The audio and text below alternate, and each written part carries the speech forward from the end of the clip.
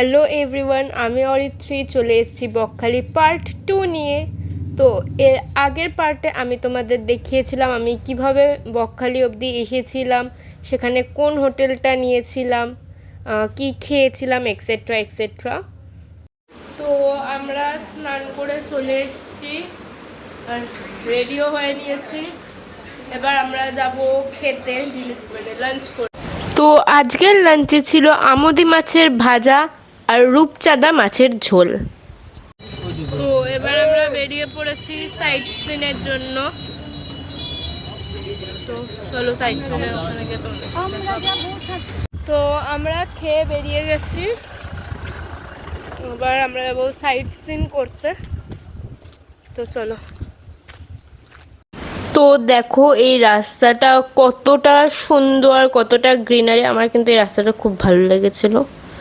তো আমাদের first destination হচ্ছে হেনরি আইল্যান্ড। তো চলো সেখানেই যাওয়া যাক।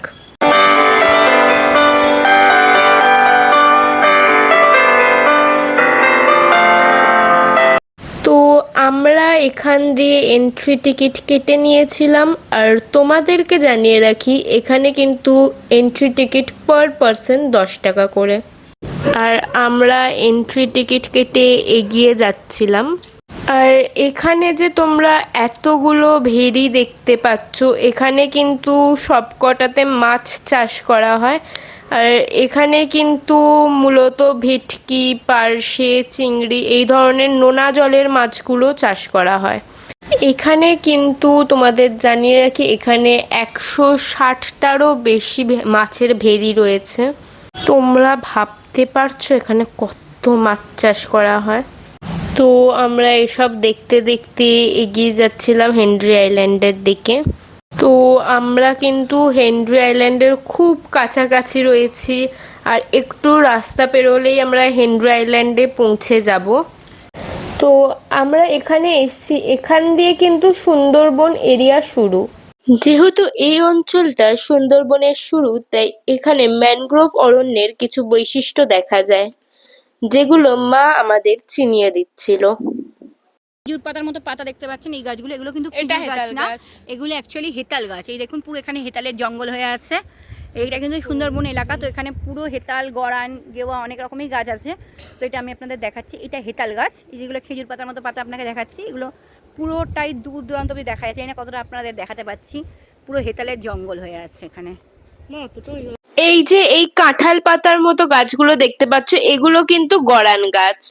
তো এখানে এতগুলো গাছ আমার কিন্তু দেখে খুবই ভালো লাগছে, মানে চোখগুলো প্রচণ্ড রিলিফ পাচ্ছিল। কারণ কলকাতায় এত পলিউশন আর এত ঘিঞ্জি এরিয়া, তো ওখান দিয়ে এখানে এসে কিন্তু আমার খুবই ভালো লাগছিল। তো তোমরা তো জানোই এই কিছুদিন আগেই আমার এইচএস শেষ হলো। আর এখন পড়াশোনার নোটস সব কিছুই ফোনে দেয়, পিডিএফ করে দেয়। আর তার জন্য আমার চোখে প্রচণ্ড ব্যথা হয় মাঝে মাঝে পড়তে পড়তে। আর তারপরে এই গ্রিনটা দেখলে আমার চোখটা পুরো রিল্যাক্স ফিল হচ্ছে। আর তাছাড়াও বলতে গেলে এখনকার দিনে কম্পিউটারটা খুব দরকারি। তো কম্পিউটার ক্লাস থাকে, তারপর সেটা বাড়িতে এসে প্র্যাকটিস করা। তো এইসবের জন্য চোখে অনেক প্রেশার পড়ে। আর এইখানে এত সবুজ দেখে কিন্তু চোখটা প্রচণ্ড রিলিফ পাচ্ছিল। তো এরকম একটা কাঠের ব্রিজ ক্রস করে আমাদেরকে যেতে হবে হেনরি আইল্যান্ডে। তো চলো। এই দেখো এই গাছটার, এই বড় গাছটার এখানে কতগুলো কতটা ঠেসমূল হয়েছে দেখো। পুরো মাটিটা যেহেতু এখানে নোনা এবং লবণাক্ত প্লাস ভিজে থাকে, তো গাছগুলো যাতে নিজেদের ধরে রাখতে পারে সেই কারণে এরা ঠেসমূল তৈরি করে। তো এই গাছটা দেখতেই পাচ্ছ কত বড় ঠেসমূল তৈরি হয়েছে। আর এই দেখো এখানে প্রচুর এই গাছটার শ্বাসমূলও আছে। দেখো এই গাছটাকে দেখো কত বিশাল বড় একটা গাছ। ওকে। তো এই কাঠের ব্রিজটা কিন্তু খুবই রিস্কি। আর এখানে একজন একজন করে যাওয়ার অনুরোধ ছিল। তো আমরা পৌঁছে গেছিলাম হেনরি আইল্যান্ডে। আর এখানকার হাওয়াটা কিন্তু দারুণ। তো তোমরা দেখো, আমি আর আবার দিদি কিন্তু এখানে বসে বসে জাস্ট হাওয়াটাকে এনজয় করছিলাম, কারণ হাওয়াটা খুবই সুন্দর দিচ্ছিল। তো আমার এই জায়গায় সবচেয়ে যেটা ভালো লেগেছিল যে জায়গাটা প্রচণ্ড চুপচাপ ছিল আর ফাঁকা ছিল। মানে কলকাতায় যেমন ঘিঞ্জি সারাক্ষণ আওয়াজ হচ্ছে, এরকম জায়গাটা একদমই ছিল না। তো আমার এই জায়গাটা খুব ভালো লেগেছিল। আর এই দেখো এখানে আমি আর আমার মা মিলে ব্যস্ত হয়ে গেছিলাম ঝিনুক করাতে, কারণ এখানে খুবই সুন্দর সুন্দর বড় বড় ঝিনুক ছিল আর সবকটা ডিজাইনই খুব সুন্দর সুন্দর ছিল। আর আমার এগুলো কিন্তু কালেক্ট করা খুব ভালো লাগে কালেক্ট করতে, তো তার জন্য আমি এগুলো করাতে বসে গেছিলাম। আর এই দেখো আমি কতগুলো ঝিনুক পেয়েছি। তো এই জায়গাটা যতটাই ভালো লাগুক না কেন এখান দিয়ে আসতেই হবে, কারণ হচ্ছে কি এই জায়গাটা দিনের বেলা যতটাই সুন্দর লাগে সন্ধে নামতেই কিন্তু জায়গাটা প্রচণ্ড ভয়ানক হয়ে যায়, কারণ এটা সুন্দরবনের এরিয়ায় খুব কাছাকাছি হওয়ায় এখানে কিন্তু রাতের বেলা অনেক বন্য জীবজন্তু যেমন শিয়াল, হায়না এরা শিকারের উদ্দেশ্যে বেরিয়ে পড়ে। তো আমার মা দেখো এখানে কি সুন্দর সুন্দর ছোট ছোট টমেটো দেখেছে আর বেগুন দেখেছে, যেগুলো খুবই ছোট ছোট ছিল আর দেখতে খুবই কিউট কিউট ছিল। তো দেখো এখানে কত ছোট গাছেও কত সুন্দর সুন্দর বেগুন হয়েছে। তো এবার আমরা বেরিয়ে পড়েছি আমাদের সেকেন্ড ডেস্টিনেশনের জন্য, আর আমাদের সেকেন্ড ডেস্টিনেশনটা হলো ফ্রেজারগঞ্জ। তো এবার আমরা এমন একটা জায়গায় যেতে চলেছি যেটা মাছের সাথে খুব রিলেটেড। না, আমরা এখানে মাছ খাওয়ার জন্য যাচ্ছি না, যাচ্ছি মাছ দেখতে। আর এখান দিয়ে কিন্তু অনেক মাছ অনেক দূরে দূরে যায়। তো এখানে যে মাছগুলো প্যাকিং হয়, তো এই যে ঘরগুলো তোমরা সাইডে দেখতে পেলে ওখানে কিন্তু এই মাছগুলোর প্যাকিং হয়। তো দেখো এখানে কিন্তু শুধু আমরা মাছ দেখতে আসিনি, বকেরাও মাছ দেখতে এসেছে।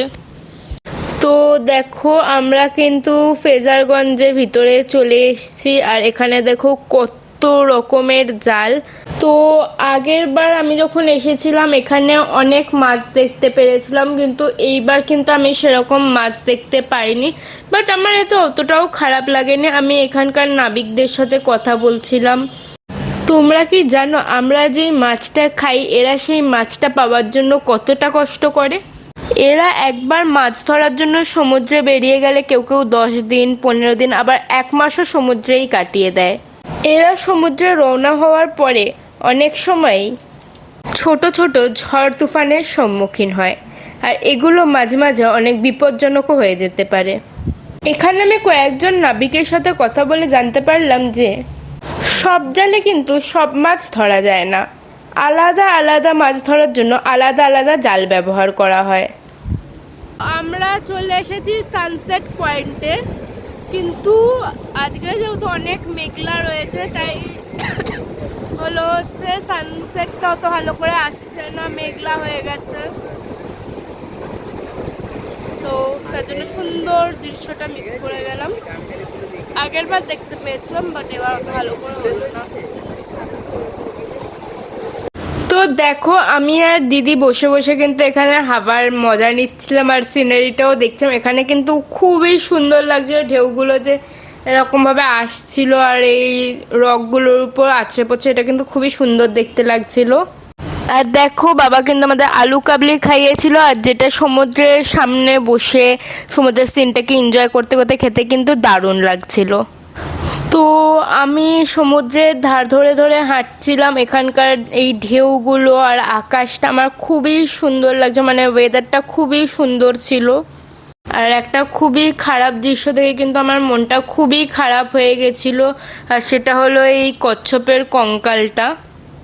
এই কচ্ছপটা হয়তো কোনো সময় জালের সাথে জড়িয়ে বা কোনোভাবে সমুদ্রের এই সাইডে চলে এসেছিল, আর এই কচ্ছপটা আর কোনো দিন সমুদ্রে ফিরে যেতে পারেনি।